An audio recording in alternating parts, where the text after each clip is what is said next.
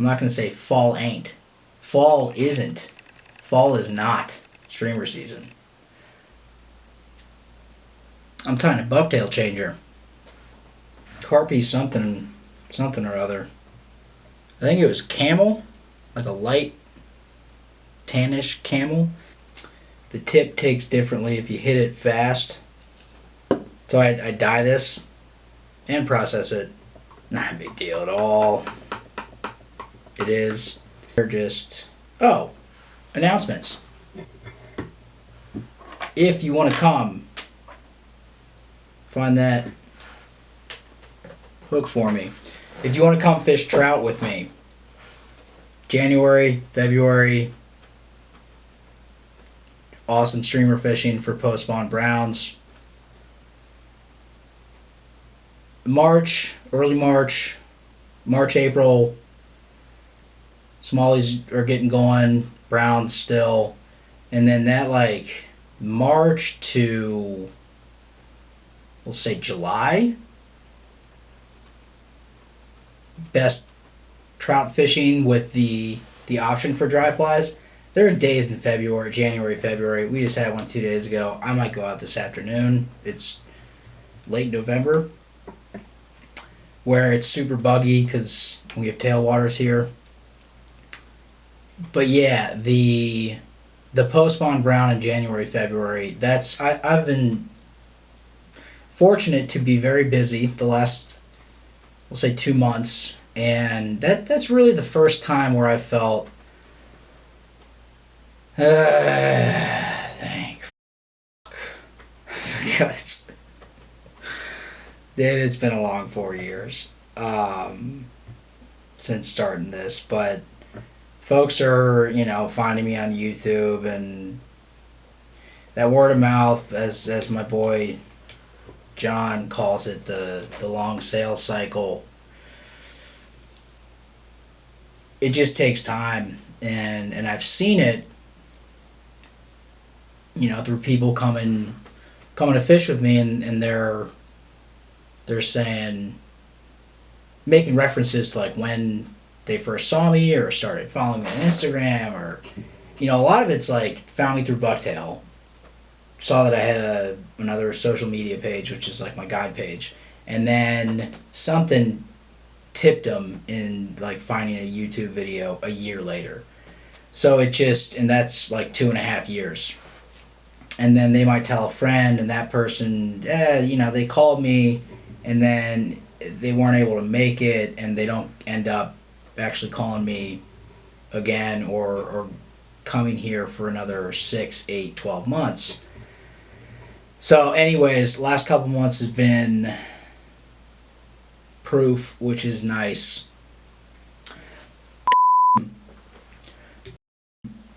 I think I have some Southside Elementary something or other.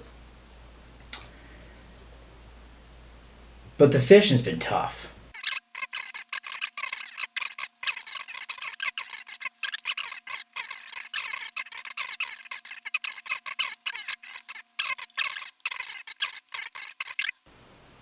I doubt that would be pre-spawn. So anyways, funny things are happening. Funny things have been happening. Lots of rainbows moving through the system. I've seen it the last couple of years. I like to think that they're getting, like, some browns have moved out or are changing their behavior a little bit.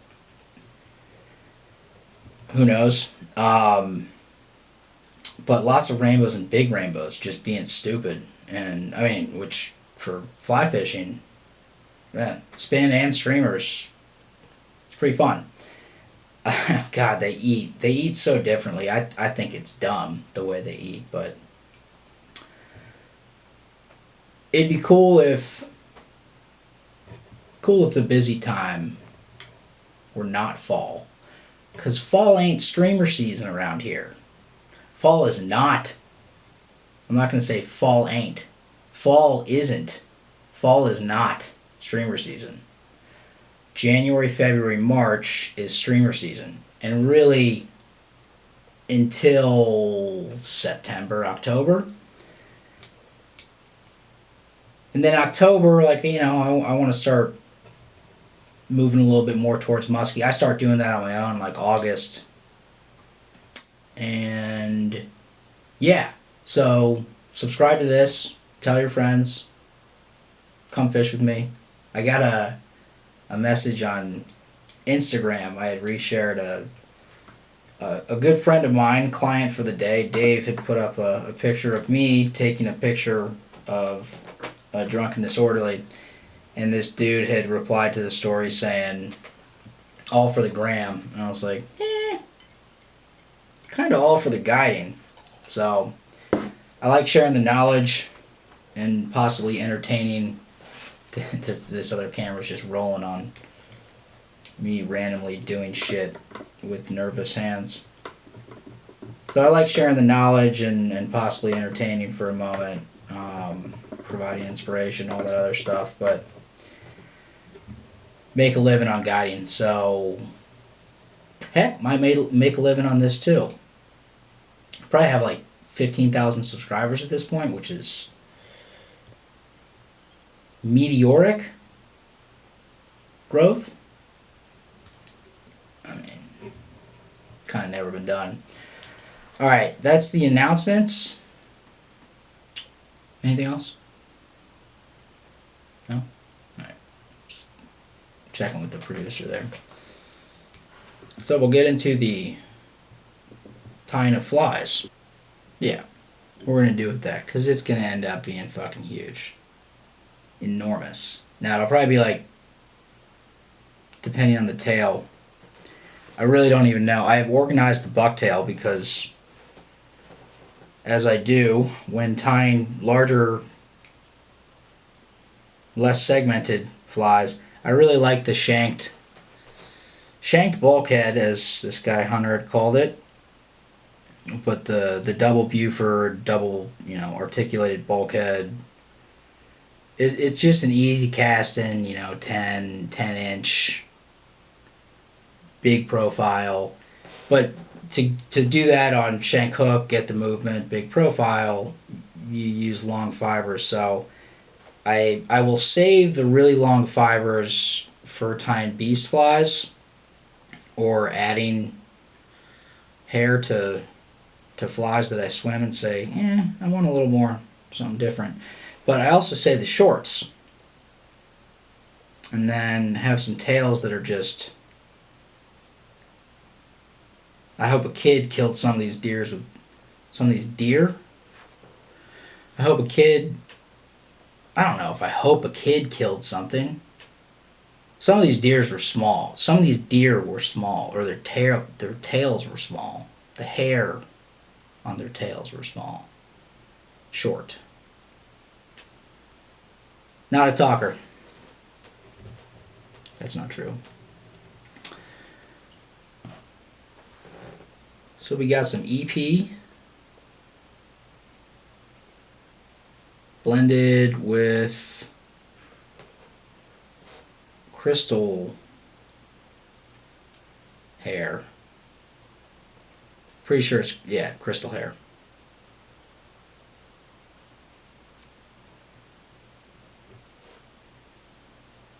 We're going to go ahead and do a dubbing loop. I like the crystal hair for applications where I would use EP, but I want something shinier. You can also get it pretty dense, and it's not as springy or as rigid as Strung Fuzzy, but you can get, if you do a really tight dubbing loop or a tight brush, you can make a head out of it, and it will, like putting it under the sink to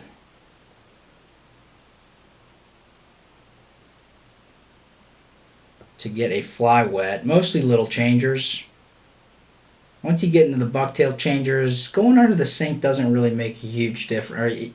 It doesn't, because of the way bucktail behaves, it gets, the back fibers get pulled based on how the front fibers are flowing over.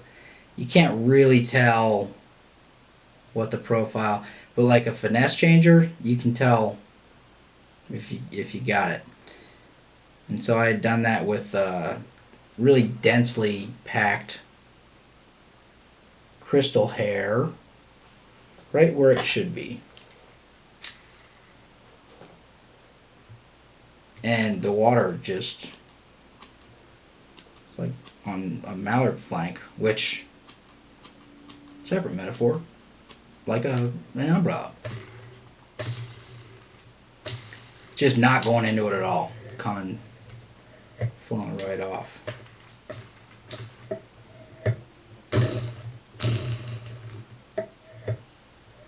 Shout out to Gamechanger for not returning any of my emails.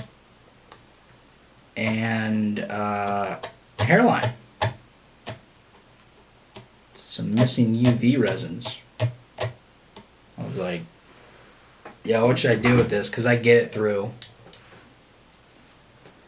District Angling Fly Shop in DC, where I had tied for them, and that was just, those guys were good to me as I was going through some shit back in DC, life, job, everything. Alright, this is going to be a saga, but we got time. You need to have a Form 637 from the IRS, which is proof that you have registered your business as, well, you need to have the business registration, that's whatever. It's all straight, it's kind of the same process, but, so I did that and I was like, alright, let's get this pro deal going. Give me my materials. And let me order them, myself, versus having to go through Richie, owner of District Angling. I think I had said that. Because he's busy.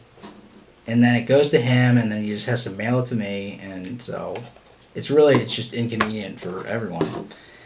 And then I don't pay him for 3 days, and he's like, where are you? I'm like, huh? When are you going down, dude? Oh, you need my debit card number? So I registered for a Form 637 via the IRS 3 years ago. Now, there was some stuff happening in the country a couple years ago, and because of stuff,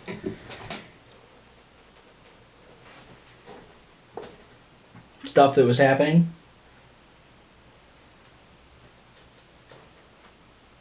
it has been like pulling teeth. So I registered with them, and then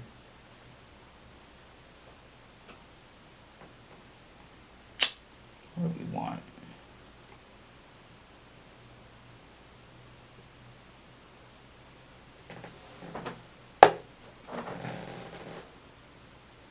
And then I sat on the phone with the IRS, or on hold, for 2 separate times where I just waited for 2.5 hours. I think maybe one was about 2 hours, one was about 3 hours. And I did it a couple times prior, and after like 10 minutes, I'm like, dude, I'm not doing this. And then these other times I was like, alright, all I have to do, I'll just be on hold while I'm doing other stuff. And then it finally connected at 2.5 or 3 hours. And then immediately disconnected with no anything. And the first time I was like, dude, what? Come on. I think I'm going gray. I was going to go gray over this camely stuff, but doesn't matter. Feathers are going to be... I was like, dude. That's an impression of Ron Balbo from my landscaping days. So the next time I was like, all right, I mean, this is almost, there's no way that's going to happen again, right?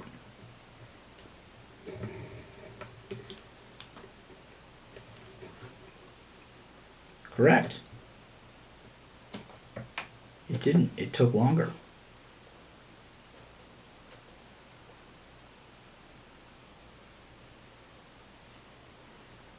So Bucktail, and this is, you know, propped up against the, I think you could probably just reverse tie this and get the same effect, especially since I'm clamping down the butts. But Bucktail more or less to keep that, the feathers propped, since I don't have flexible UV resin. It was supposed to be in my last order that Richie had sent. It was not. It was on the inventory. I paid for it. Well, Richie paid for it, then I paid him. And so I've emailed them a bunch, and finally someone got back. And they're like, yeah, you need to contact the dealer. Like, I was just texting with Richie. He's like, yeah, dude, I just sent it to you. I'm like, alright. And I was like, alright, well, what do we need to do here? I'm in regular communication with Richie. Should I make a formal, is there a formal request?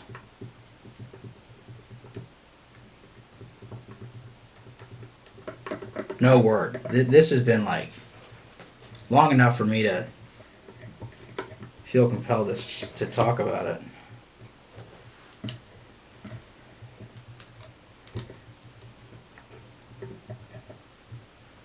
I don't really care all that much. It's just weird.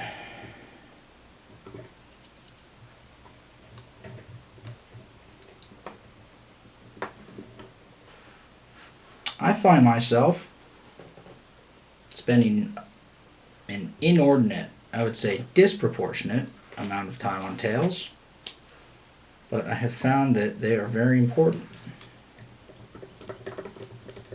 So I used to do them, thankfully this tail section was tied properly. Anyways,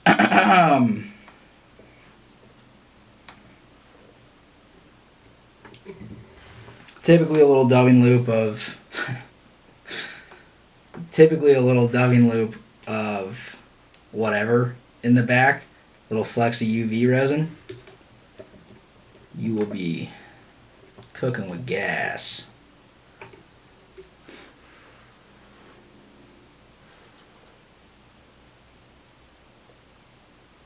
I think I'm going to do something like that.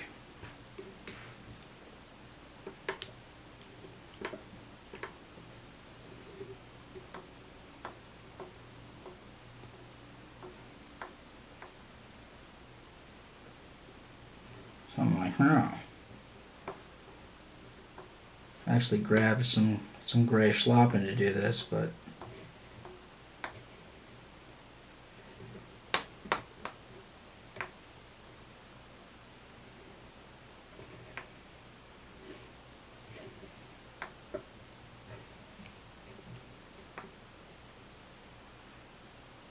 despite having a lot of materials amassed, it just hurts to cut a feather like that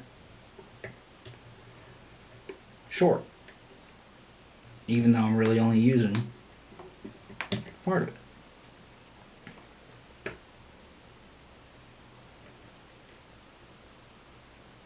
And I will probably end up cutting this off, and then, can we do it? Oh yeah.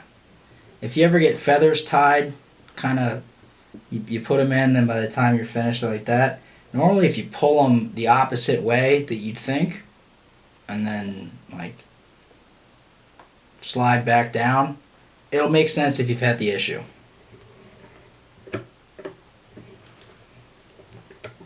Or just a little shot of UV resin to hold them in place. Alright, I am going to cut some of these other ones. So heavy on the tail.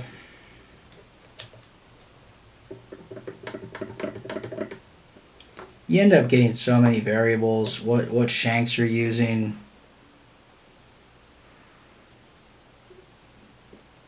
Yeah, see, like I can't use this because I'm gonna have to cut it short, and I don't want to. This was a pile of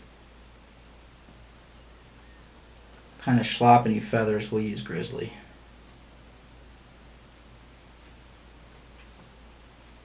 That I was like, I need to clean, but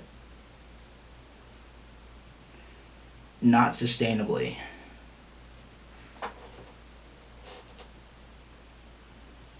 You. And so I collected them all. That's what I'm talking about, dude. And look at me now.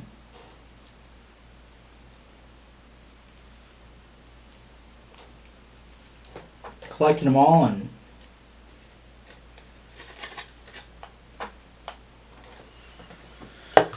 look at that. You could probably get that for a couple $100 at your local home goods store.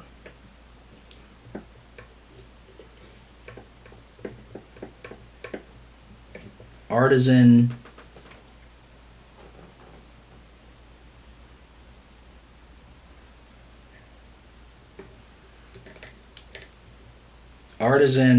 dining decor. Artisan holiday accents.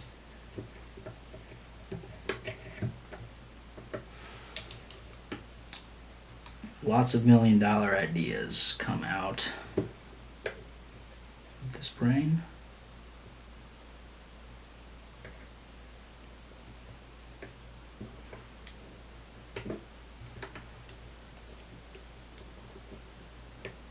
So one thing that I tend to do, especially on the tails, since they are very easily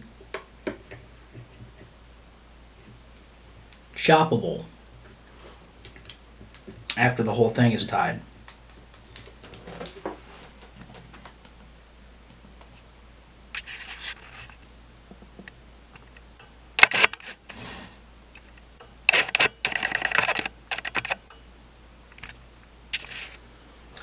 is go pretty heavy on the tails. And flash. And I mean, I just tied another one and decided that I didn't want the flash that I had put on.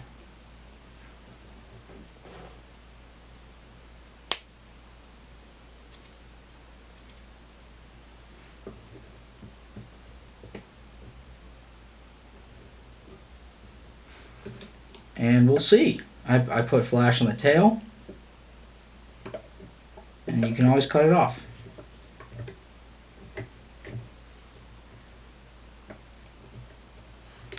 It is pretty unfortunate getting, you know, everything's looking awesome, and you should have gone a little stouter on the tail.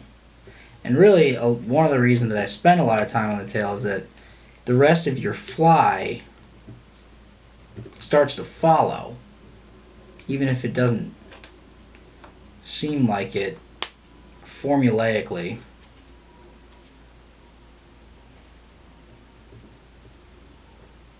So you want to start with the end goal in mind.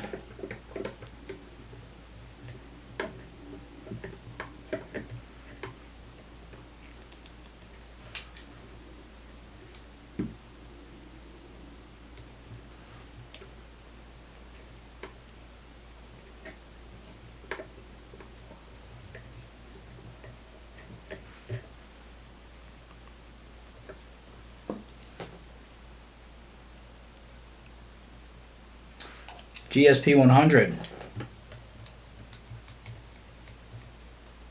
little bit of super glue. And then,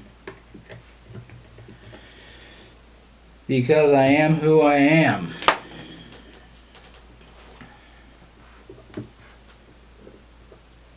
this is the newest custom UV resin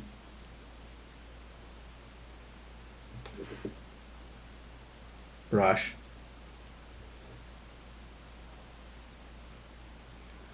There's only been one made, so good luck.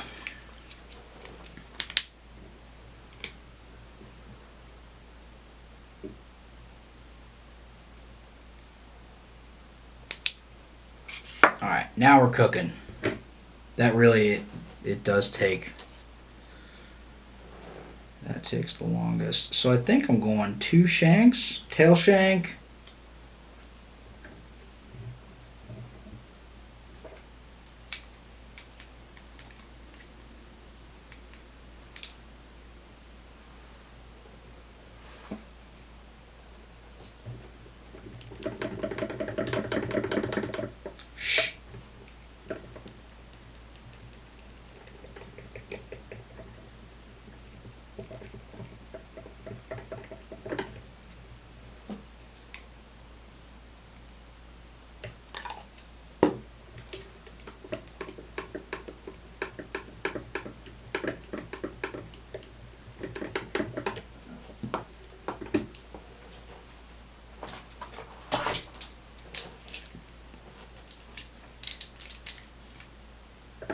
when does he get a new vise? It's not going to be will not be a noise that makes me get a new one, I'll tell you that much. So, I don't know when. I don't want one though. Do I? What's the best vise out there? Comment below. Now, for real, if you do have this thing, yeah, if you do have thoughts, I'd appreciate hearing them. This thing, this is the Master Vice, has gone through hell and back and ties 24s, 20 down to 26s and up to 6/0. Some days, going from a musky fly to tying midges, just because I want to tie musky fly or I want to tie little bugs. And I'm like, oh, I have a trout trip or a musky trip. And so there's no adjusting jaws or anything like that. Alright, so for this guy, we're not going to do anything crazy with the support. I like a little bit for continuity.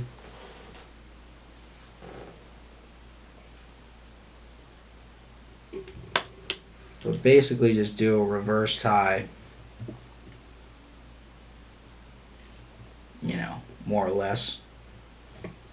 Kind of pinch that around like bucktail.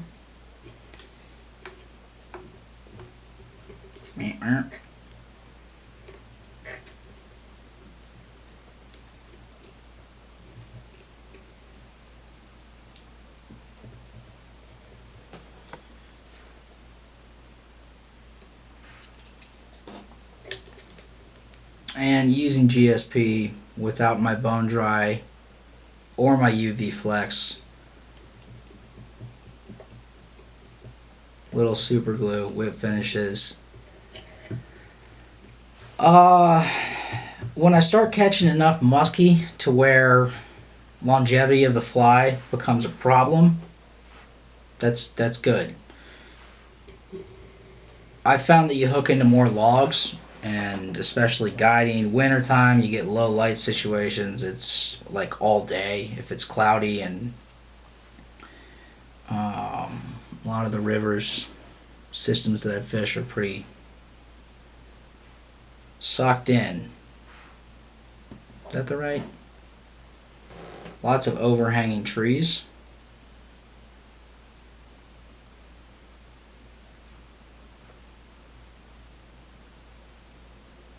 Yeah, we are going to go with this.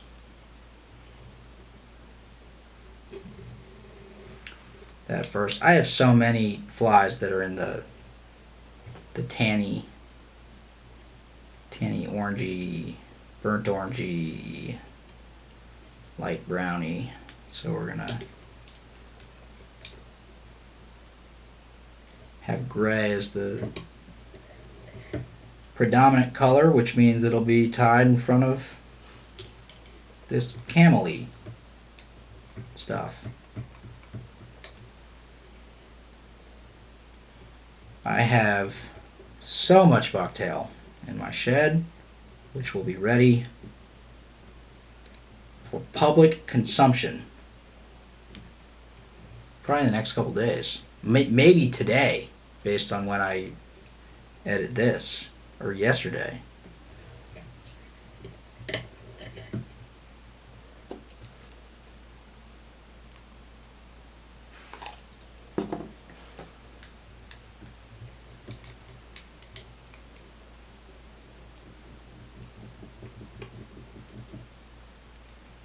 Yeah, giant hook sets onto rocks.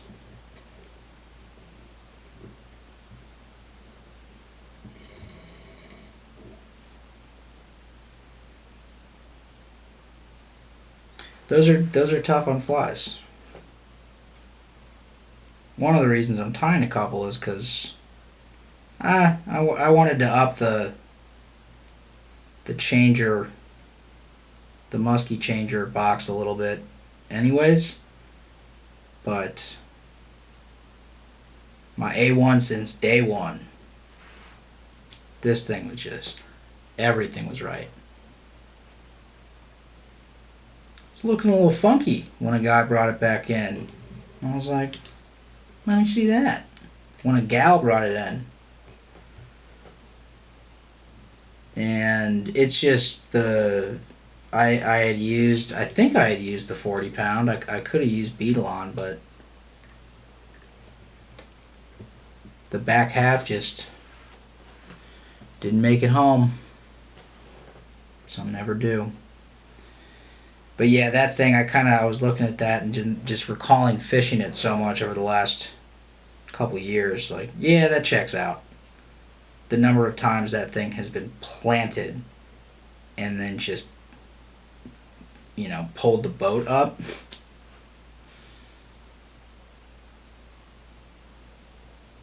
That makes sense.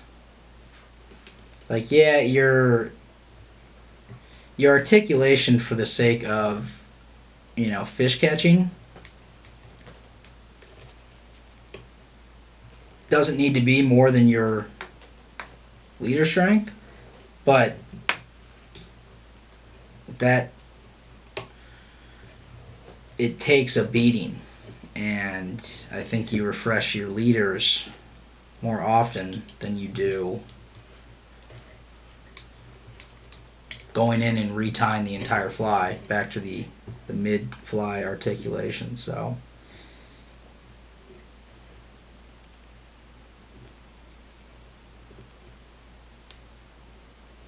kind of did a little too much on the bottom there, but it's all right.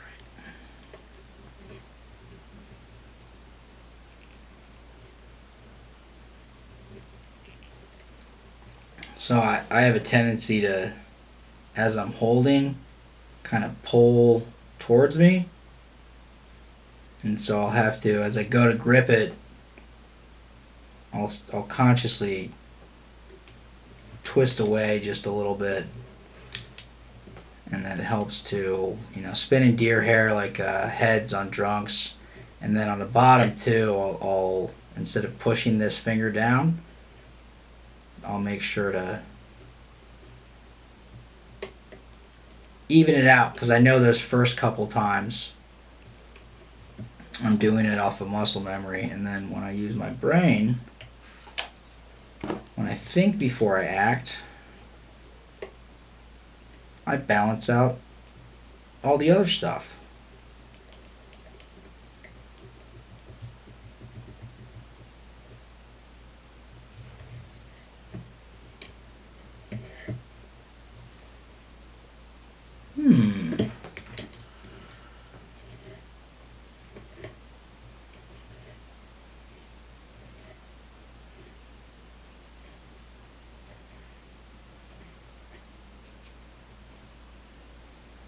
I was considering going a little bit of black bucktail there, but I'm just gonna not. It's weird that that is my Solera is medium, not UV flex, nor is it bone dry, nor is it the third one in that order, the bone dry flex. This is the medium. It's pretty legit. So I just soaked this brush that I made out of a piece of stainless steel to make the musky bucktails, and a chunk of a paintbrush that my mother gave my daughter as a gift. I was like, who's more important?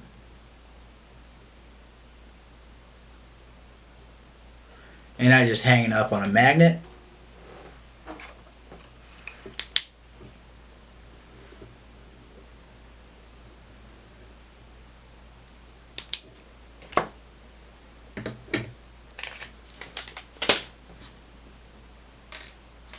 I think what I want out of this is pronounced wiggle. What happened to this guy? Pronounced wiggle in the back. That's, you're going to take a seat for a second. So 2 15s. We're going to go up to 25 and then tie those onto a Gamechanger B10S1, which I get from the local store, Mahoney's, versus ordering it from Gamechanger directly.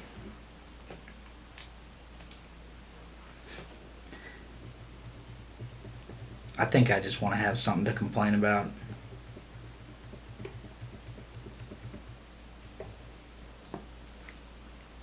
That's not true. I want people to reply to emails, which I get if it's just one, but like, damn. Lots of calls too. Hairline, I couldn't even find a number. So 15, 25, and then the Gammy B10S1, which you can pull a fucking car with, so not worried about size. And then it's, start to think about hook gap versus diameter for penetration, and yeah, I feel pretty good about a B10S1 finding its way inside of a, in between the teeth of a musky.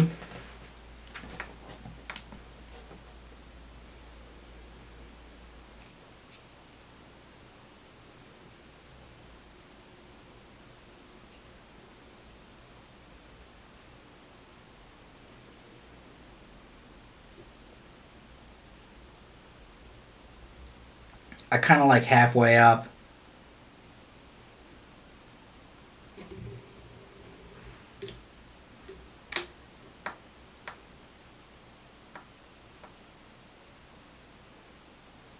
That's too many.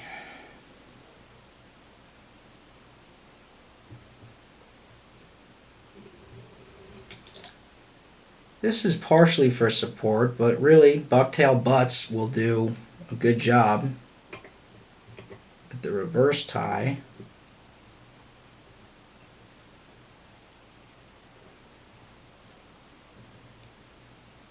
I think it more of filling in the fly for actual, as opposed to, you know, what it looks like its presence in the water versus its actual light blocking capabilities. I want to have something that is a little more opaque. I was thinking about doing this with craft fur, but not on a changer, because who knows? little Bucky Crafty.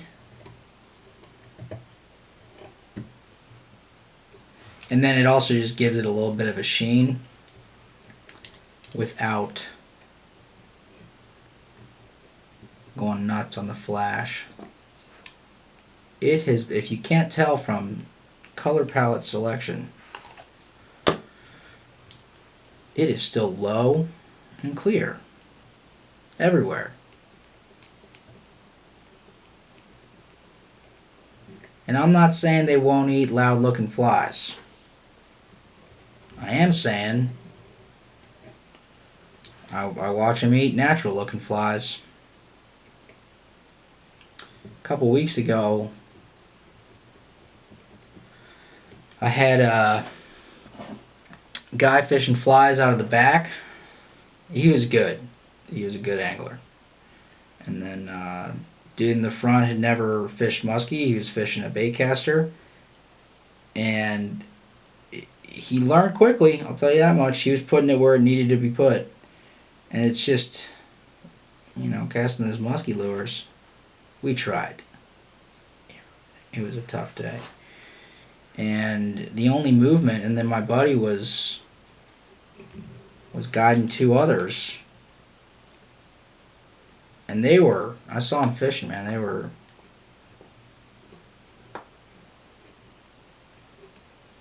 delivering the goods. The only fish that was moved that day was on Sick Cat, tan, light olivey gray, shanked, bulkheady looking thing. And it's going to be different for different fisheries, right? What you need for your river in different conditions is going to vary. So I don't want something that sinks quickly. I want my line to control that, and then that buoyancy gives us our movement. And then you trade off the buoyant properties and air resistance for a little bit of weight, and hopefully you arrive at a happy place. But a lot of this stuff is you're casting over like into log jams and working it through a pocket that is, all of it is a log jam or like a tree fall.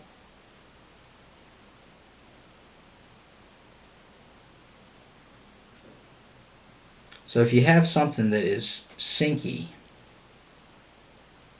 like at the end of your retrieve, you're kind of lifting up and skating it over. It's another reason why I like the shank lead flies, because if you run it into, and a little more for the client fishing. I mean, someone can be great at casting and retrieving, but all of a sudden they're in a different river and they don't realize, or the light's low, the glare starts coming in. It can get pretty snaggy pretty quickly. And if you run into a log and the front of that fly is just a shank that is somewhat densely tied with bucktail, you're just going to bounce right off of it. So it's kind of like a built-in weed guard, if you will, which you fucking better.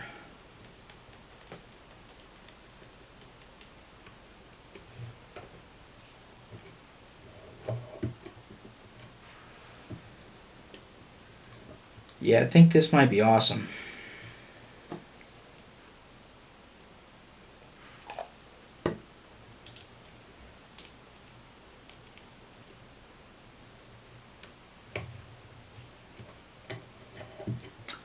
I am going to need some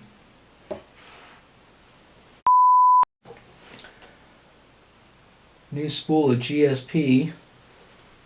Hold please.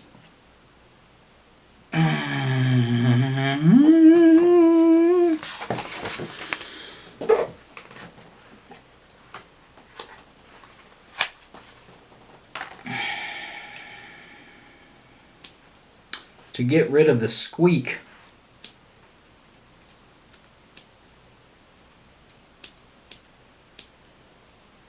depending on what your bobbin thread configuration is, it also gives you some traction control. Ooh, still got the sticker on.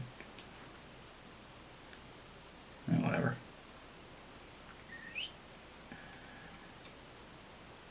That's a little piece of foam.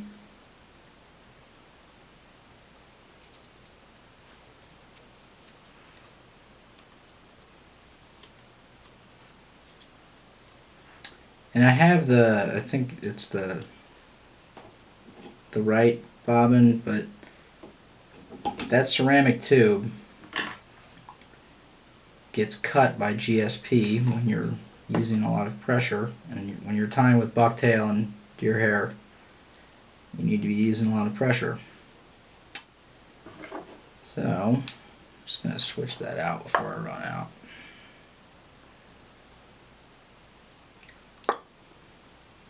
So some of these cheap bobbins,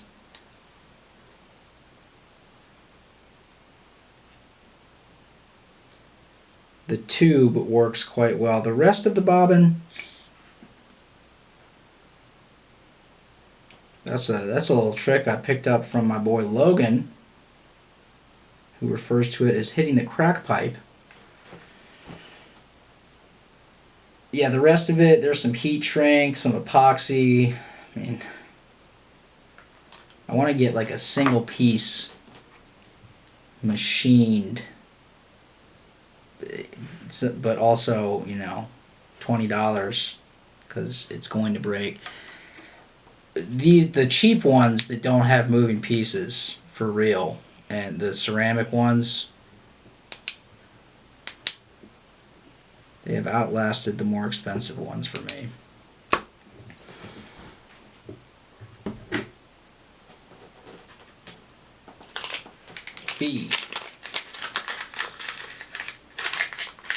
B10S1.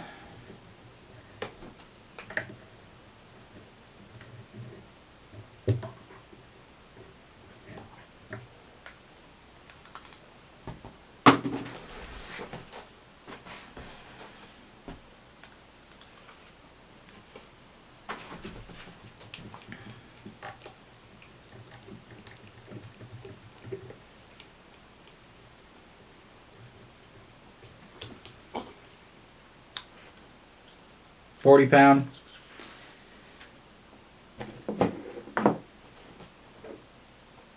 This one does not need to be an aggressive articulation.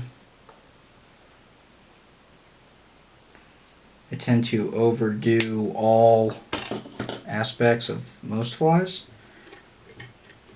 but this is just holding the tail on, so it's nylon coated. We got GSP. Kind of give that end a little loop back around, and since I haven't covered my hands in super glue yet, figured I'll just do that. I would be, if like the 12-year-old me would be horrified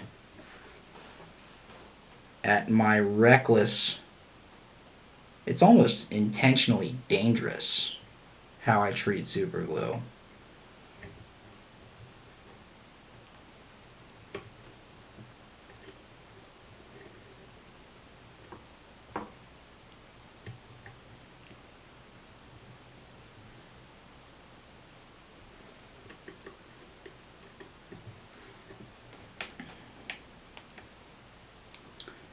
I like the bottom wire to be coming from the bottom, and then tying that top wire, not going down the bend very far at all.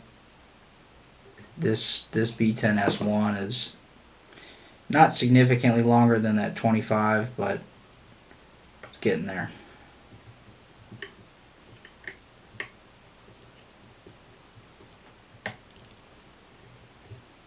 And then just to close that up,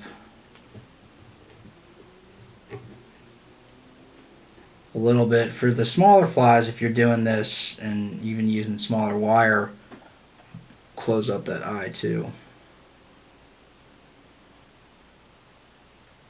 instead of having that wire loop be a loop, you can get it to be more of a ring by going around the wire like that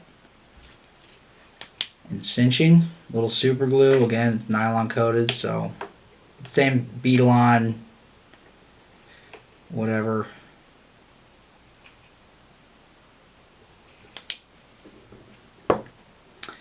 I fish adventurously with my flies. Got to get in there.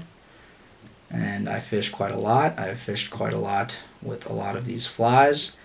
I didn't start breaking articulation until I became busier guiding with viewers like you. Not specifically like you. People coming here to streamer fish. And if you're not getting it into the shit, I'll drop the anchor and be like, look, I'm not here to watch you cast. I need new clippies. Alexa, add a reminder. What's the reminder for? Clippies. When should I remind you? 1 hour. Okay, I'll create a reminder to go off in 1 hour. By the way, I can notify you when there's rain expected in your area. Would you like me to do that? Please, God, tell me there's rain. No rain is expected today.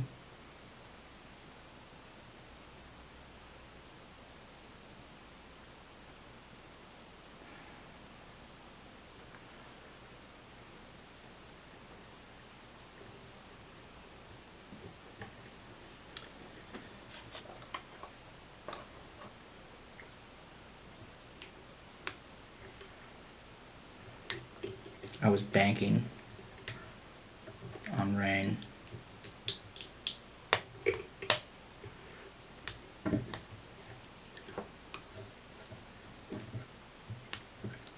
More use for stuff from my daughter. Just one of these. They're basically like dental rubber bands, but they're the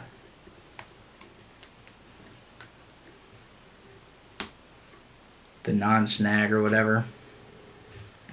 So now the question is, do we do body tubing to avoid snag?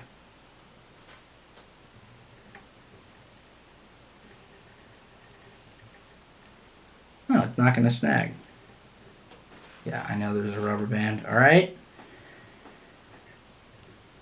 I don't want to do body tubing there. Something that I had to wrestle my brain around. I did make quite the brush.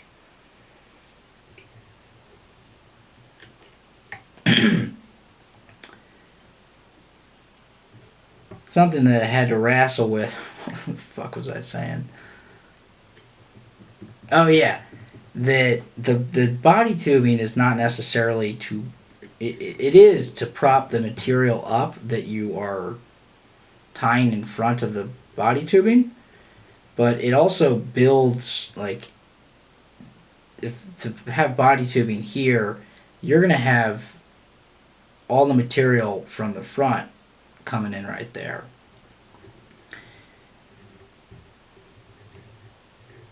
And so it's, I mean, it really, you talk about adding bulk.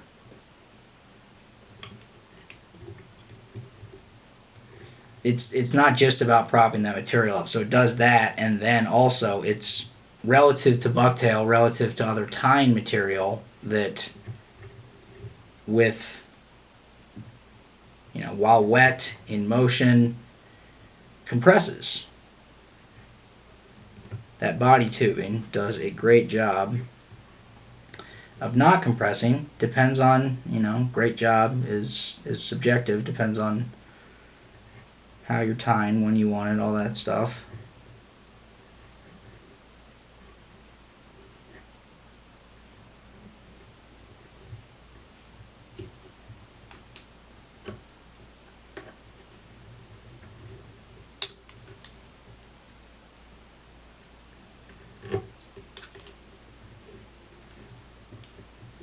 But yeah, to get bulk quickly.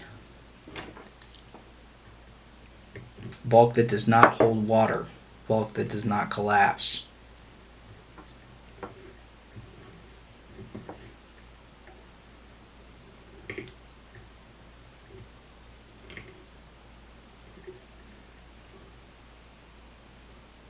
And then we're also going to go with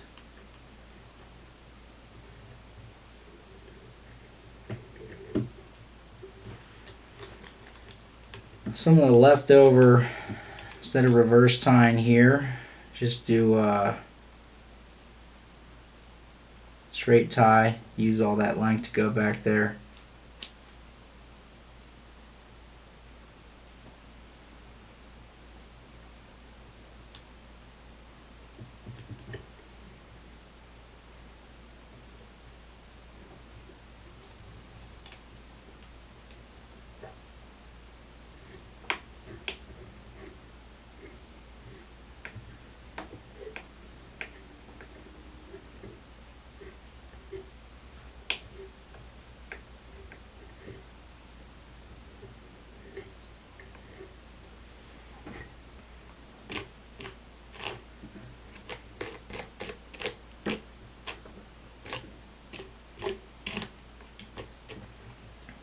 Custom dubbing brush.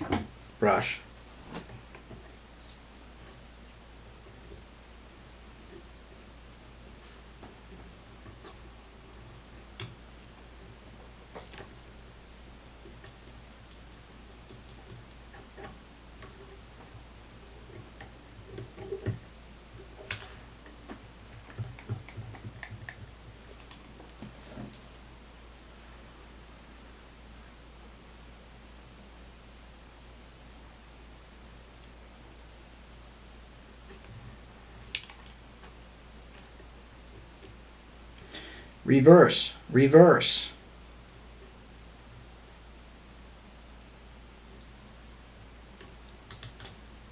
Is that Jump On It or Cotton Eye Joe?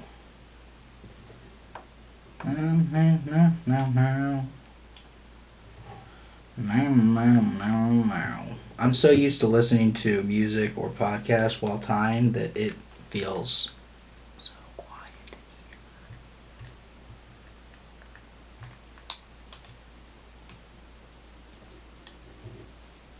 Interestingly, another observation from the vise, I can hear the highway.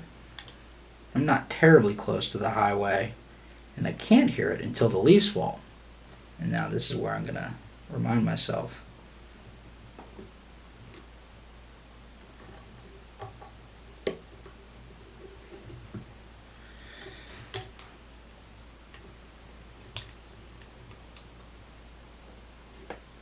Don't have any noise insulation.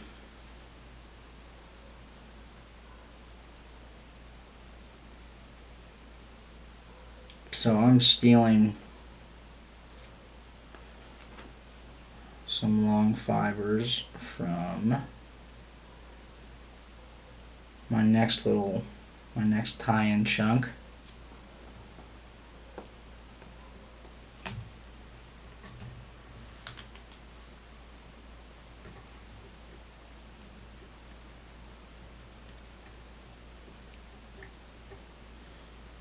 And one of the reasons that I personally do not like to jump up in sizes, so 15s, 25, and then making sure that the next hook isn't like a 4/0 Aberdeen, is because you have to, your bucktail ends up being dramatically longer to get from the front of the 4/0 back. It still swims fine, it's just like, I don't know, personal preference. And I also think it kind of looks nice. The in-hand, in-vise feel. Go ahead and lock it up. I don't know, this fly might be a girl. lock her up. Let's relax.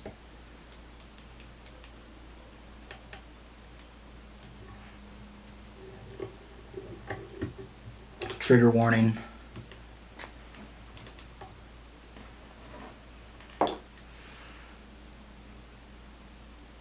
I'm probably going to have to cut more bucktail off.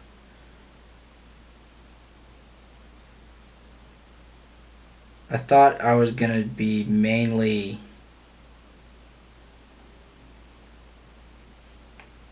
camel tannish with an undertone of gray olivey, but I chose the opposite. And thankfully, I'm surrounded by bucktail.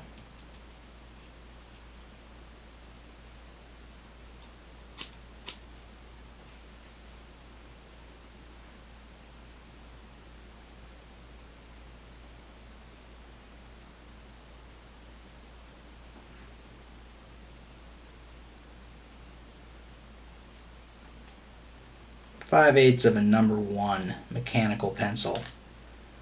Not the lead, the actual plastic.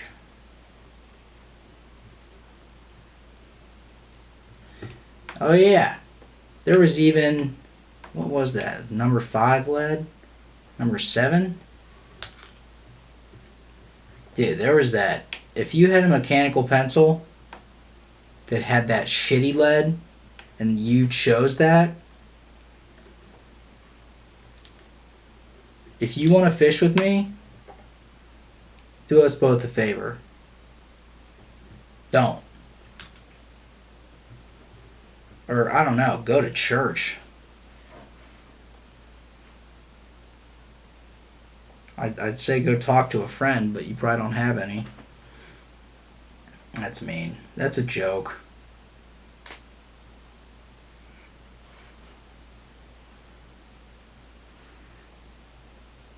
We had these like book fair things. It was just a booth outside of the cafeteria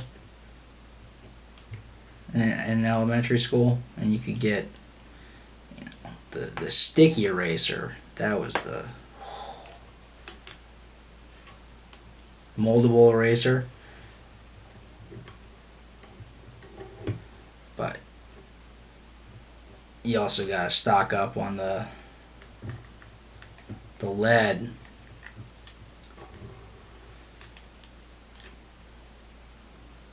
I feel like it was number 5 or number 7.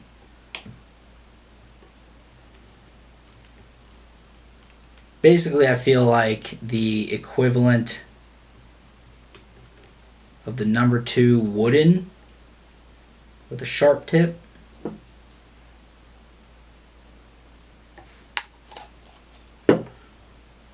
As opposed to that trash heap of some sort of composite.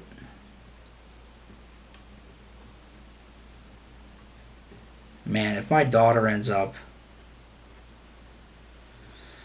she's in kindergarten, so, you know, her pencil preferences haven't necessarily been cemented, but if she ends up liking those composite things,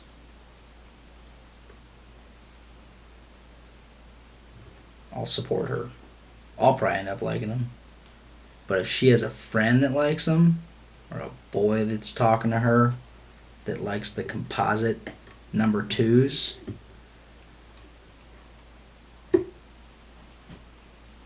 good luck, buddy.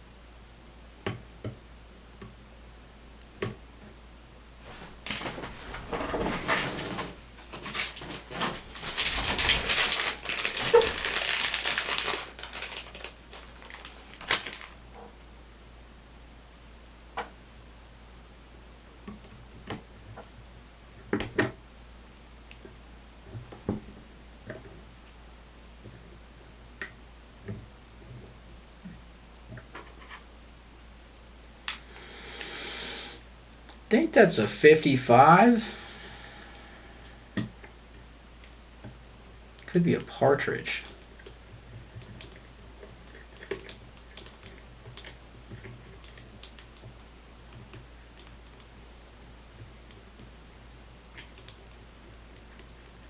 I was gonna go with the 40 there, but she don't want to fit in the eye of the B10S1. So, that's alright. Pretty decent step up in Bucktail. We will officially go to body tubing.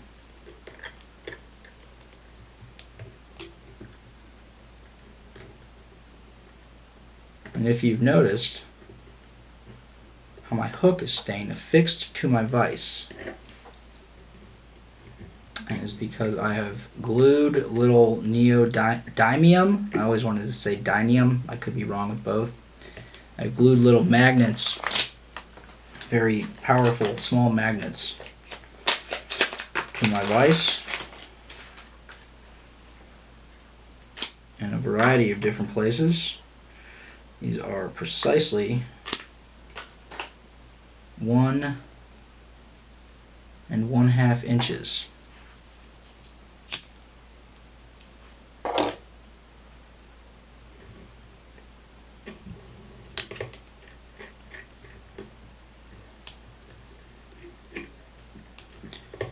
To avoid like slippage, little super glue down there, and then coming back around and catching it. That'll just make sure you're locking everything down to the shank. And you can always put a little dab of glue or epoxy on just to make sure. Ooh, I did not really melt that enough, but we're gonna do it anyways.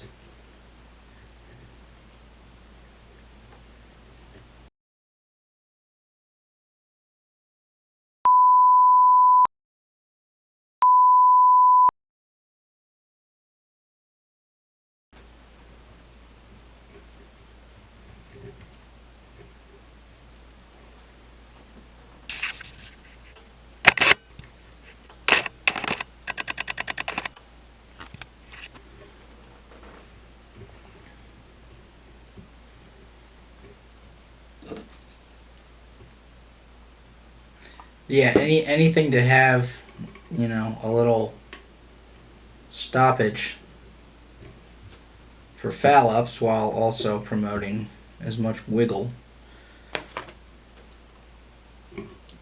We like all that. You know, in isolation, does that make the fly move? No.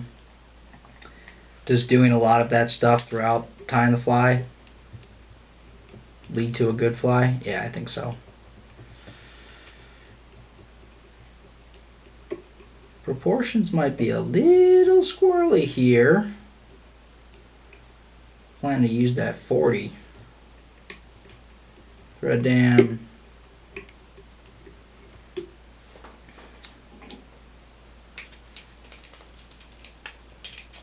Do some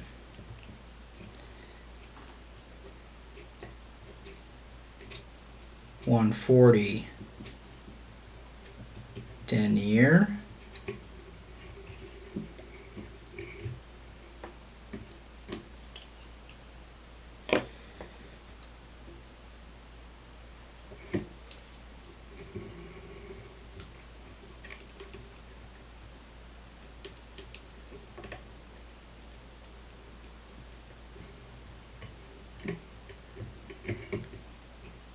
A little bit of what do you say now?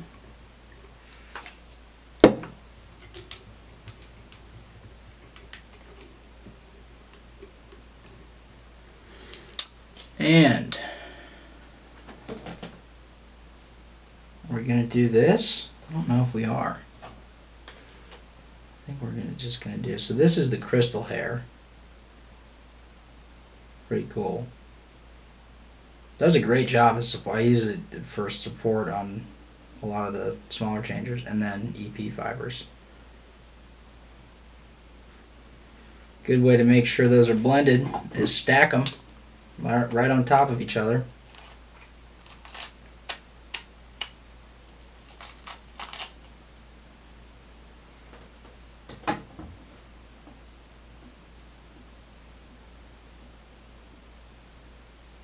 Then do it again.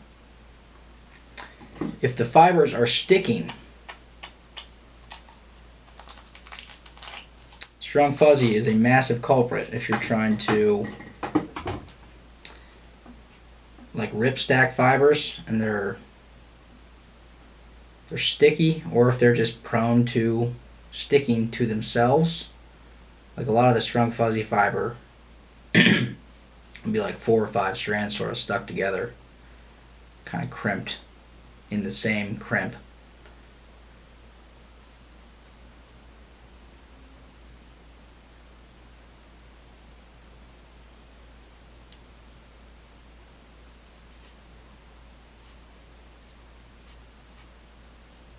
Which means if you're doing dubbing loops,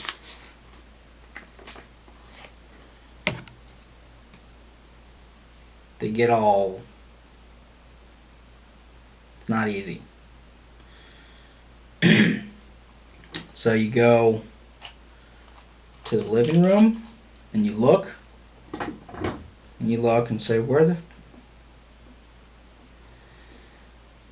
did I last brush my daughter's hair? And then you think, oh yeah,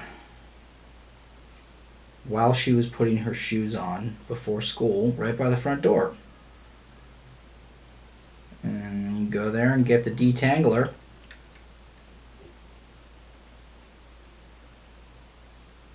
I started doing it for yak.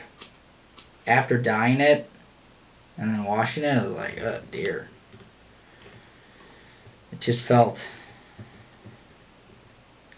It felt like the way that everyone described their hair in the commercials. I feel like I haven't watched TV in forever. So we'll say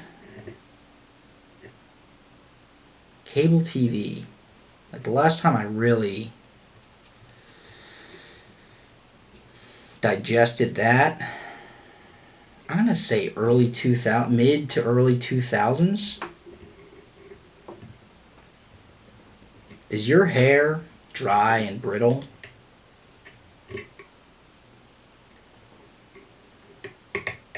Is your daughter's hair and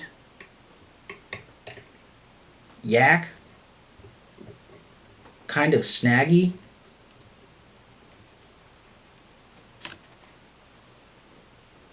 Get some very awesome detangler.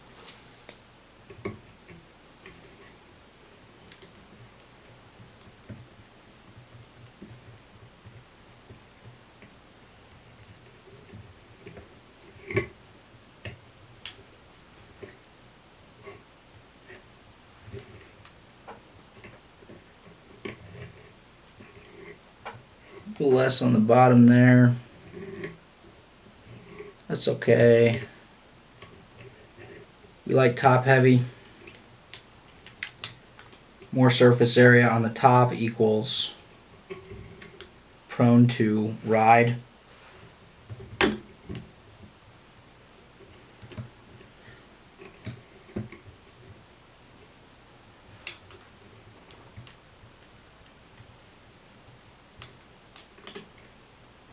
Prone to ride that way. Keeling on the strip, as I've said.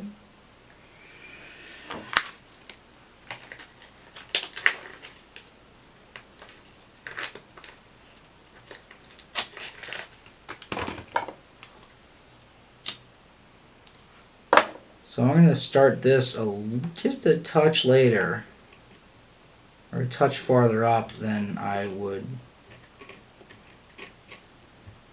normally. And we're going to do 3 instead of 2. I'm also going to come back here and put in some bucktail.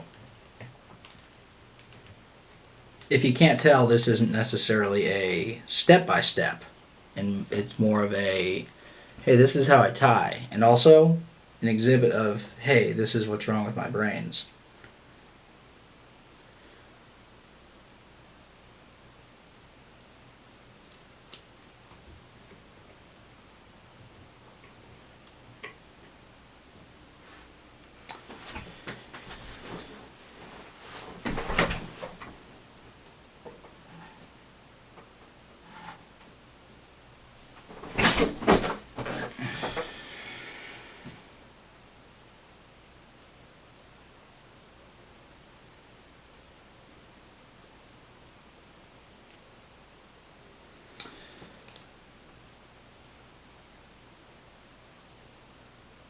So movement and profile, not necessarily support, but putting some in back here will help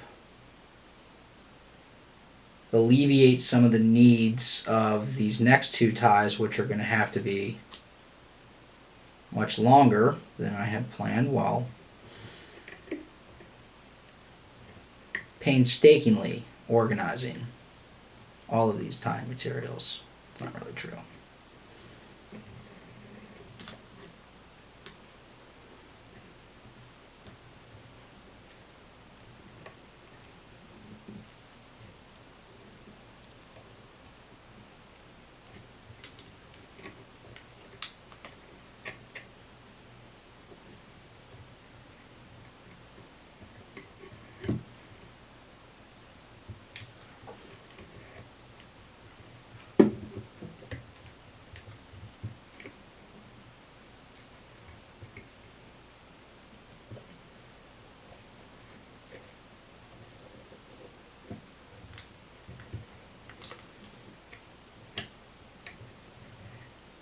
And the cool part with body tubing, I did this with some of that flash too. If you end up cinching down and you want to like bring some material back over, go back around the back and just trap some of those. And after you trap them from the back, come around front, hold them where you want them, and lock them in. So that in the scenario where you have the amount of material you want, perfect. Actually this time. But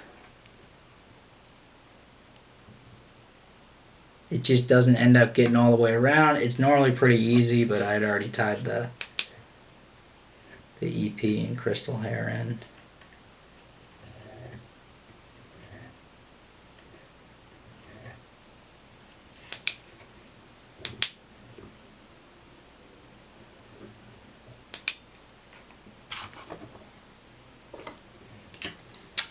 Body tubing. This thing's nice and melty. Make sure they're together. It's not that bad. And then while it's still warm, just mash it back.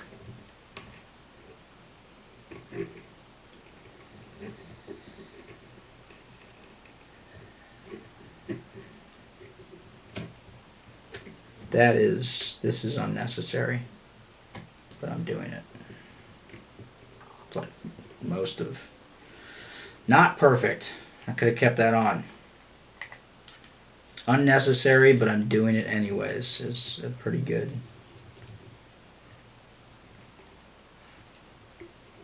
Way to capture my tying and some other parts of my life.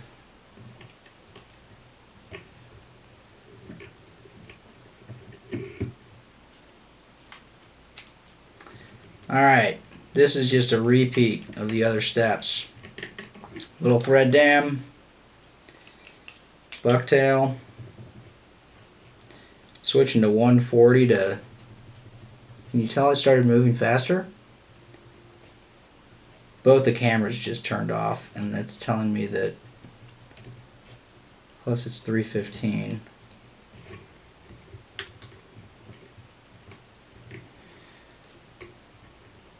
I'm in between going to fish dry flies, weight fishing, or finishing up bucktail.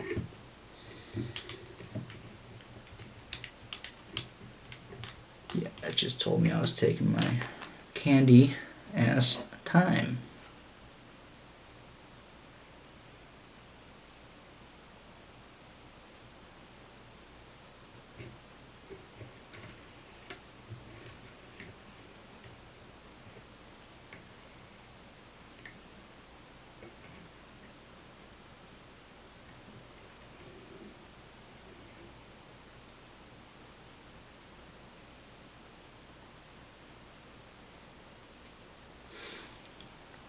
Don't need to use all the super longs or the longs of the color that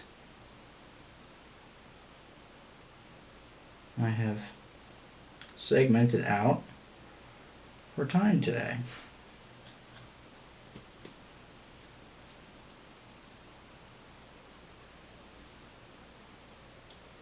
Feels like I should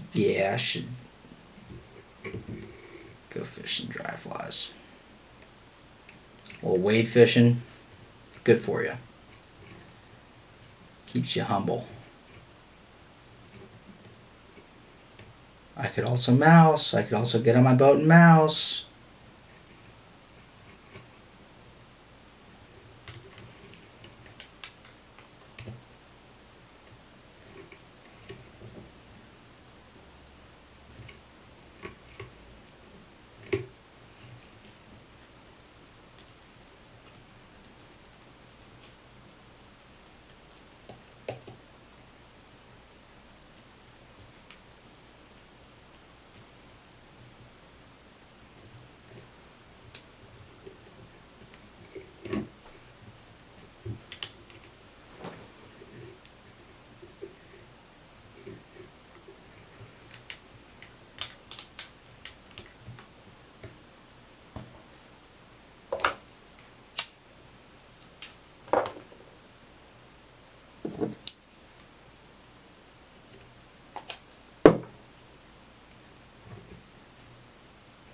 In blackjack, they would call that super glue too many.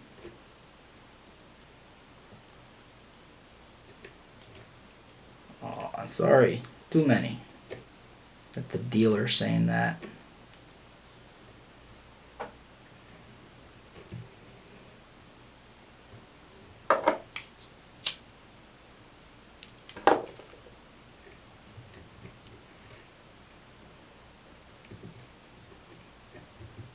That part, that feels good.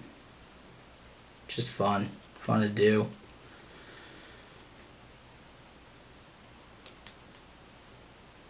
Yeah. I figured that would pinch down a little bit there, and I'm going to be okay with it. If it ends up being too short, I will cut it off and retie it. But what I didn't want to have happen was get this all tied in and then cinch down and have it not be where I thought it was going to be. So, similar to your mending. Oh yeah. If you can control where the deviation occurs, if deviation is going to undoubtedly occur, you have a little bit more control over the situation.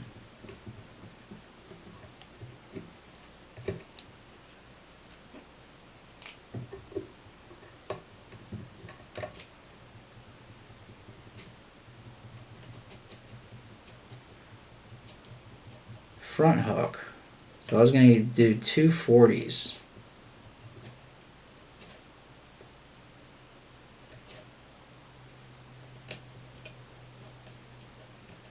But now I'm just going to do this. That's okay.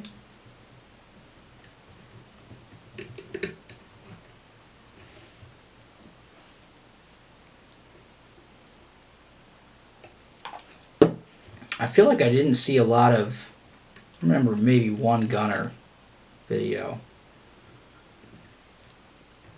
where he's breaking thread, and dude, it is constant.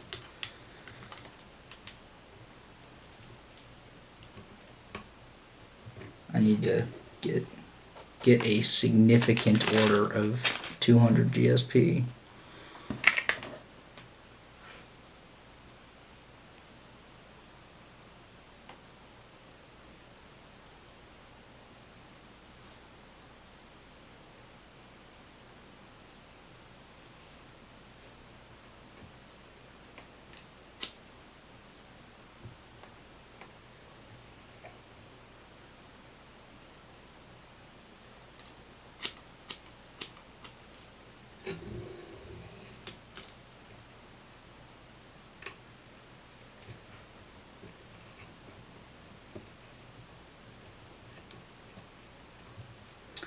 So big pull as soon as you put it on to cinch it up down into that thread dam, and then like I'm not pulling at all, and I'm just thumbnailing around, and then once I get some around, I pull hard. I try not to break it at this point, because then you lose where it is that you may have broken the thread, and normally when you break thread you can get it back on real quick, catch it with some super glue.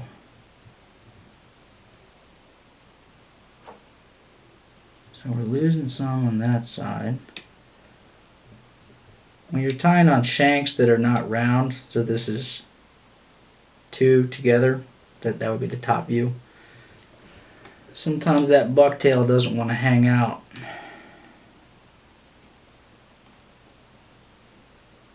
On the edge of that shank, and you just gotta say, do it. Yeah, we like that.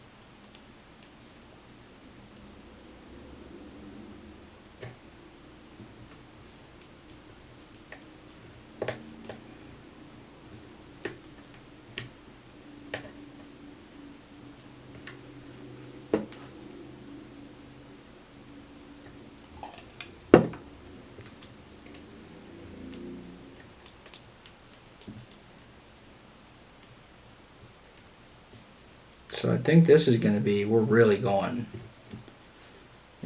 off script here. That's wild. This is wild. It's what makes me feel alive. That's not true.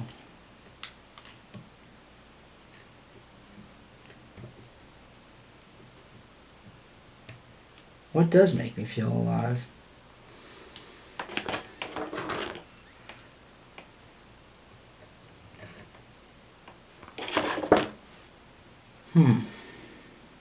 What am I not?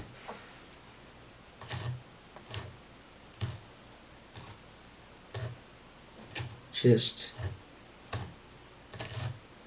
completely numbed, either from or toward.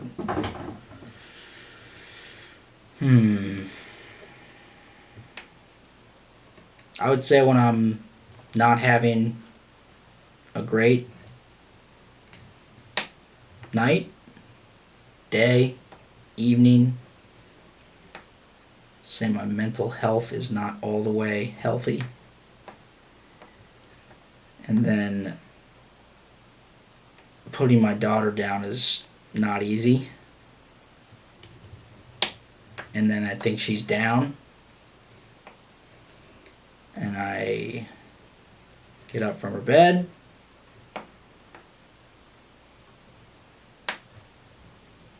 I'm going to go around this. It's going to be a little sloppy trying to capture some of these.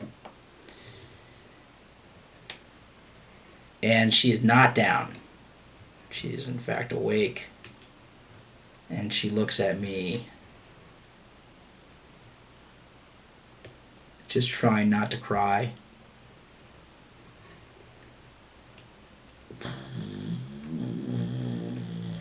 You can't feel those feelings when you're dead. I'll tell you what. What? I'm not stressed. That doesn't stress me out. For any new parents out there, in particular, single parents, let's be honest, single dads, as many of the 15,000 subscribers to this channel, could be 16 by now, are definitely women, definitely new moms. Yeah,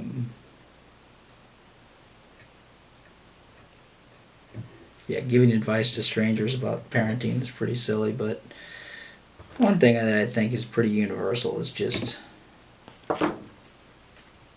drop the expectations that you are going to do anything.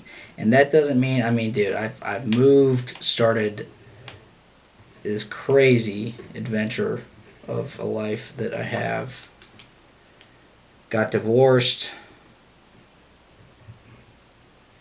my cat had reconstructive leg surgery. It's like, for any 90s, 2000s basketball fans, he had like the Kenyon Martin. And dude, that thing was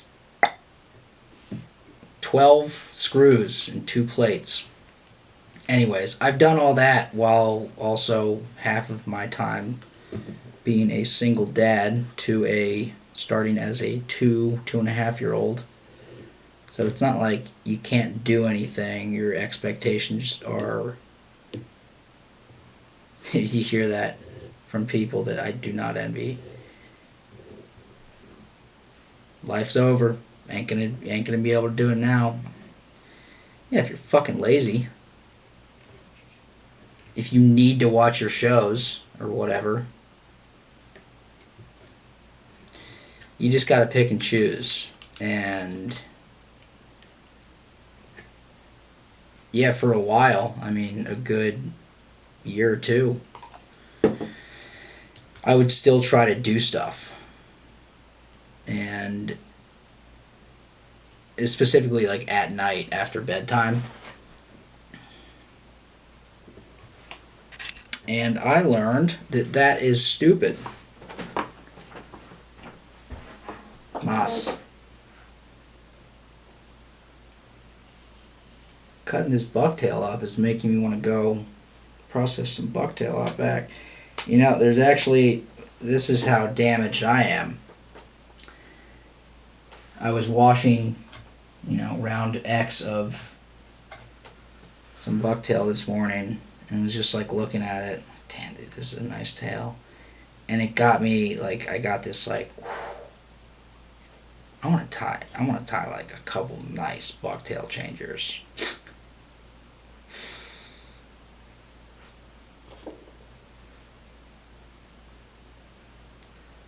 But yeah, I thought I could put my daughter down and then finish whatever, tying orders, whatever.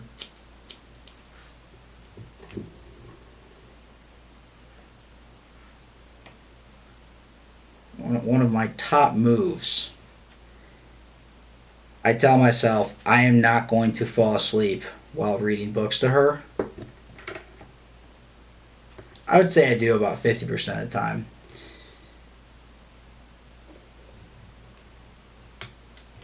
But yeah, top move is just crashing out at 7:30 or 8 and then getting up at 2 or 3.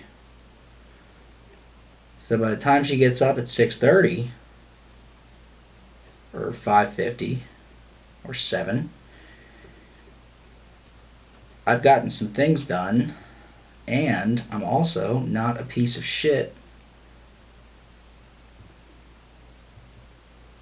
in terms of like company. Play with her for a couple minutes. I need to be better at doing that. One of the dangers of getting into for me at least, when I am up early, I'm getting shit going, she'll wake up and I'm like, oh damn, it is 6:30 already. But the days when I use that old think tool, the thinking tool, I'll stop tying, 5:45, 6, shower, go decide that, fine, I'm just going to make oatmeal again, despite wanting to feed her some form of protein that she will not eat. She's a good eater too. She was a good eater.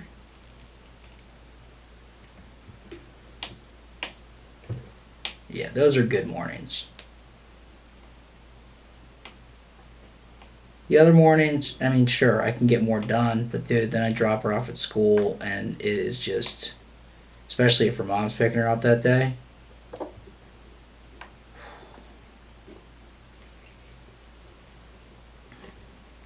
Having the opportunity to hang out and not taking it, even if it's like, oh, I'm busy, whatever. That shit is not where that comes back to get you. I feel like I'm going to cut some of that EP, trim through on the bottom.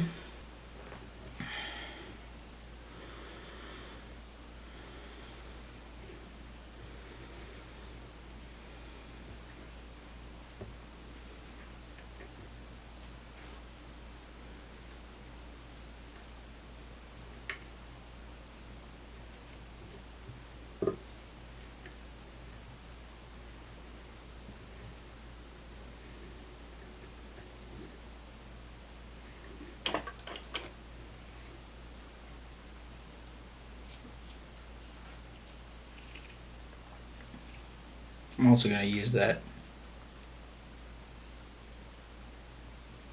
little extra piece of hook shank.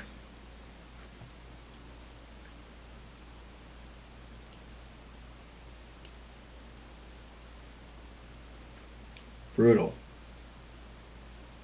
Something else I'm used to while tying is a reasonable amount of overhead light, which doesn't work when you want to have something look not super shitty. Here we go. Bobbin threader. Just some brassy ultra wire attached to a bright piece of foam so that when I lose it, when I just throw it off to the side like I'm about to do, I can find it again. Attached to a magnet. Lots of things held within reach, affixed to magnets or Velcro. But yeah, I'm going to use this extra shank here to close that off a little bit and then put some, I feel like those should be tails. Get some of that.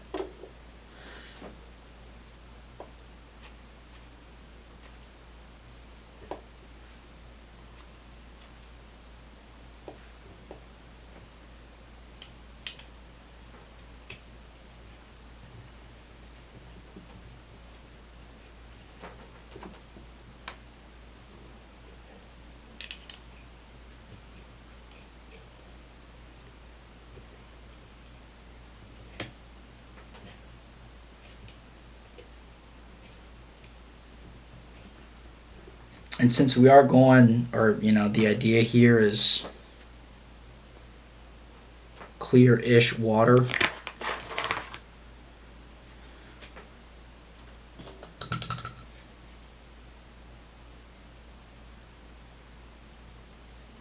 I'm not too worried. I'm more concerned about, we'll ask the Musky in the post-game interview. I'm more concerned about flash being maybe a little off-putting than I am about an attractor or a trigger, because if they see it, they're gonna fucking see it.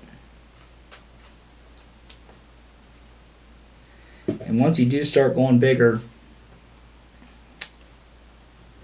you are looking at profile and action as opposed to flash points being the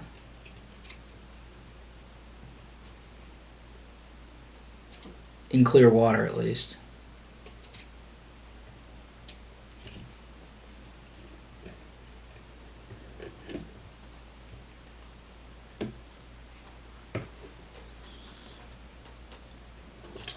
Saturate my, what would this be? Saturate my UV pen, my resin,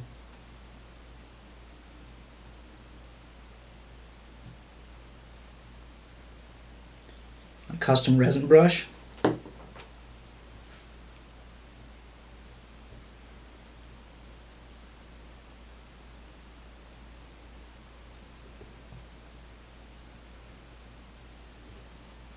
I miss bone dry.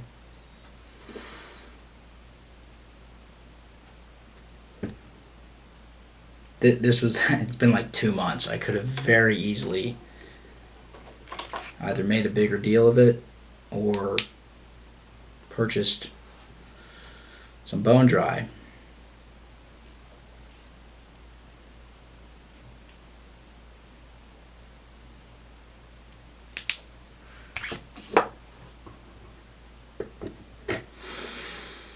Front hook.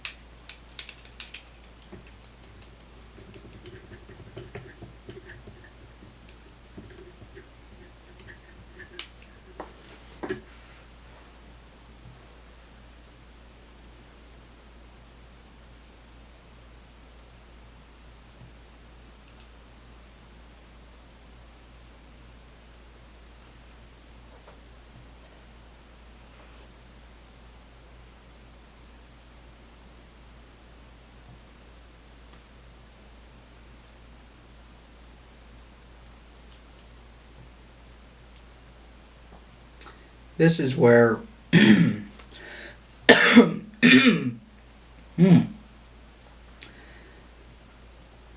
is where I like to learn lessons once.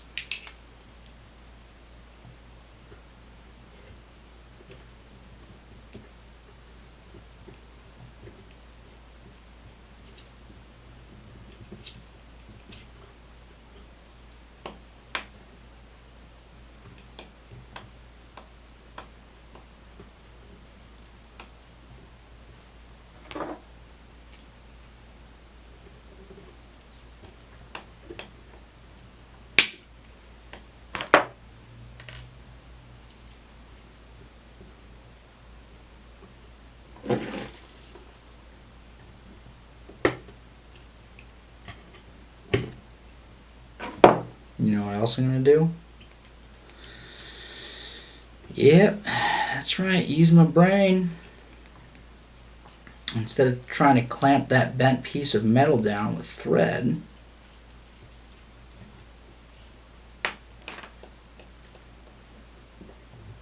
could just take it all the way off, but we're not quite there yet. Just avert your eyes. Fine.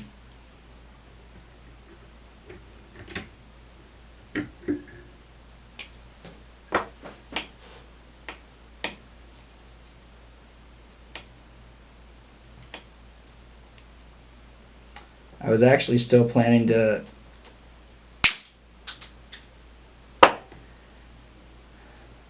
I should have tried to get that through some foam. I was still planning to use wire there until just now. Yeah. This Alexa, is a reminder. stop. Don't tell me it's been an hour. That's embarrassing.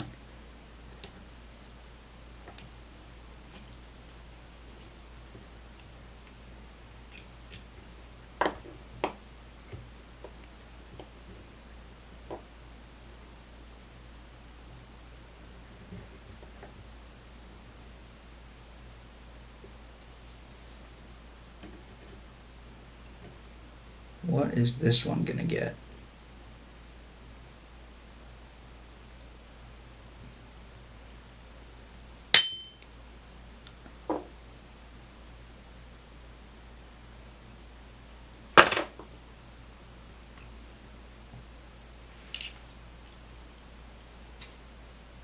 think I got my little jar of straws and rubber bands. Or the camera lens. Producer's not going to be happy about that.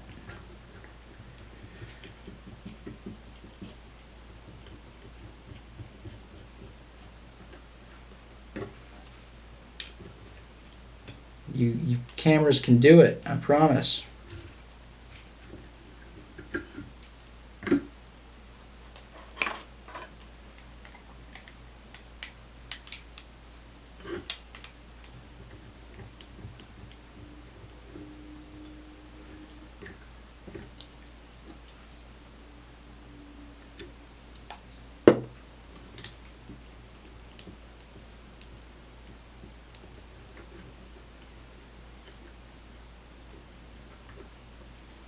And that's just a little security.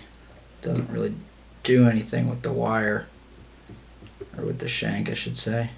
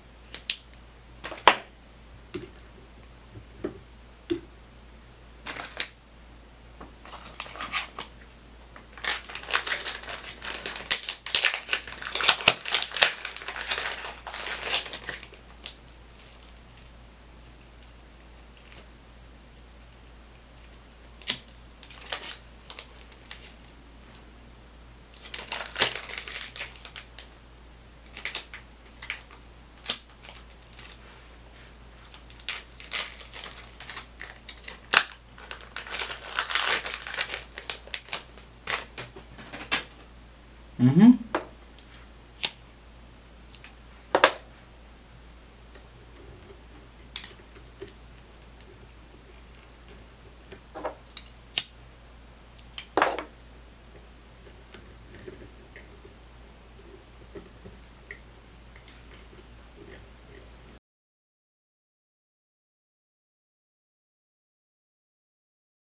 I was going to go with prohibiting or inhibiting.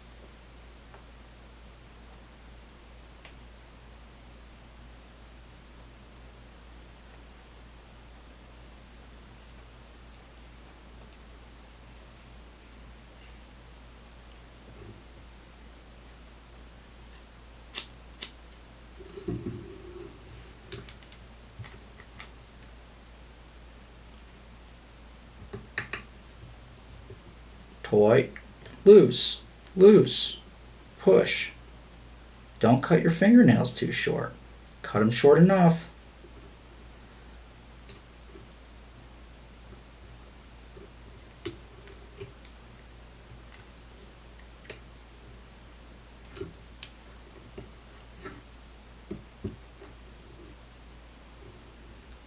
You know, you don't want to be gross.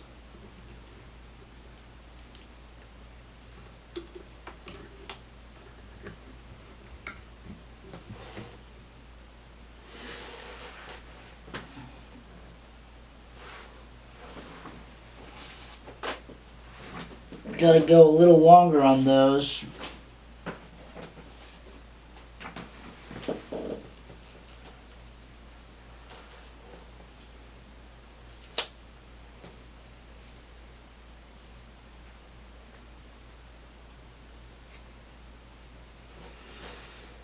Some taupey tan.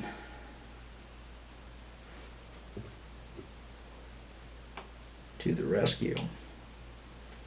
This. Oh yeah. Oh yeah.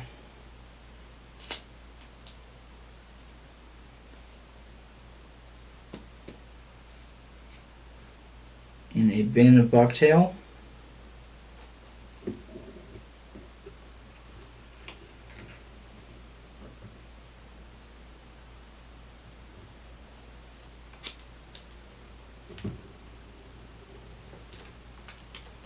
I'll take a little support from what I already tied in there. These are pretty stiff though. Proper musky color, length, stiffness, slight crinkle. Not wavy, straight, with a slight crinkle.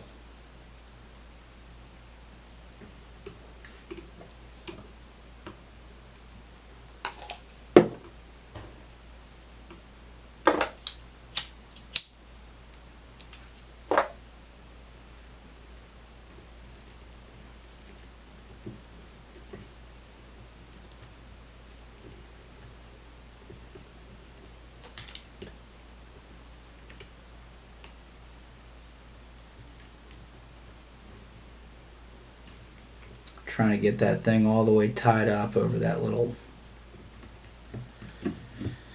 piece of bucktail. The other option is to tie the bucktail all the way down, then get yourself a little thread dam going towards the end of your tie-in point.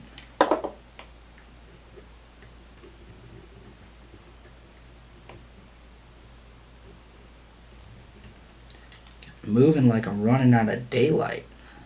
You'd almost think that I am.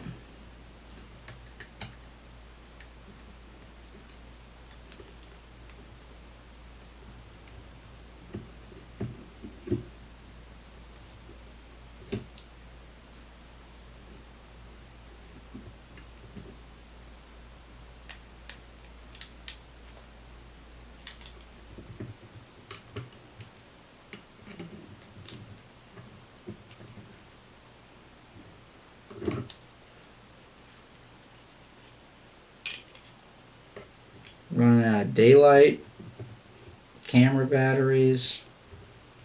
I have another one charging. I just don't want to take it out and put it back in.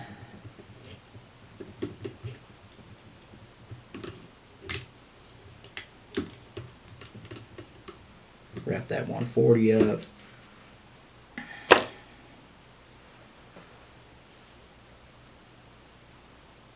The taupe that was hanging out will do a wonderful job of providing a little more support. Somewhat stiff, a little wavier. This is where I start feeling like Bob Ross. And a nice transition from peanut buttery burnt orange to a light gray olive.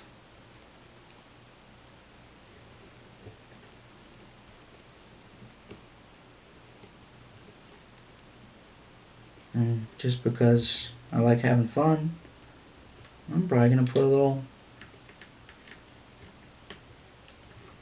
gunmetal charcoal gray in as well.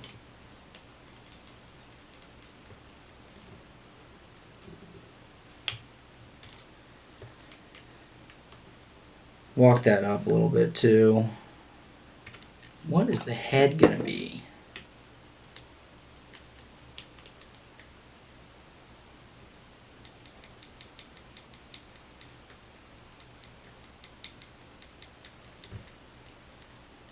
With the bigger flies, I've actually been feeling a little bit of air resistance up front, because otherwise it starts to feel pretty darn socky.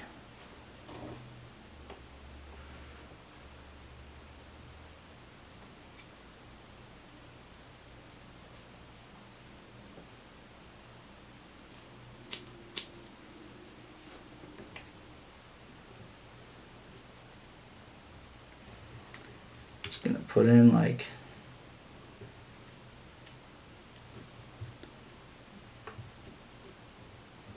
mash that around before the super glue dries to it. Put in a couple straight ties of gray, olive. Get some of that gunmetal going.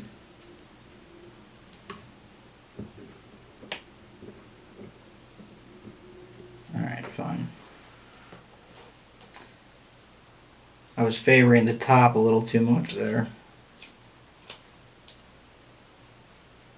And that alright fine was doing that through most of the fly. I don't need to leave an entire segment of the hook bald.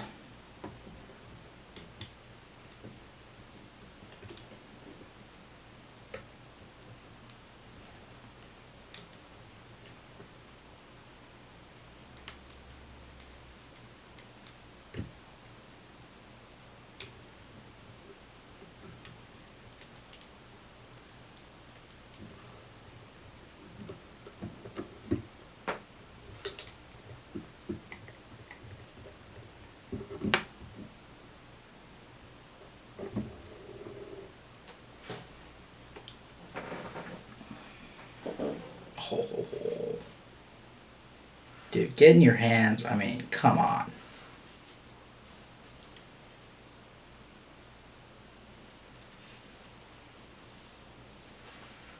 Precious battery.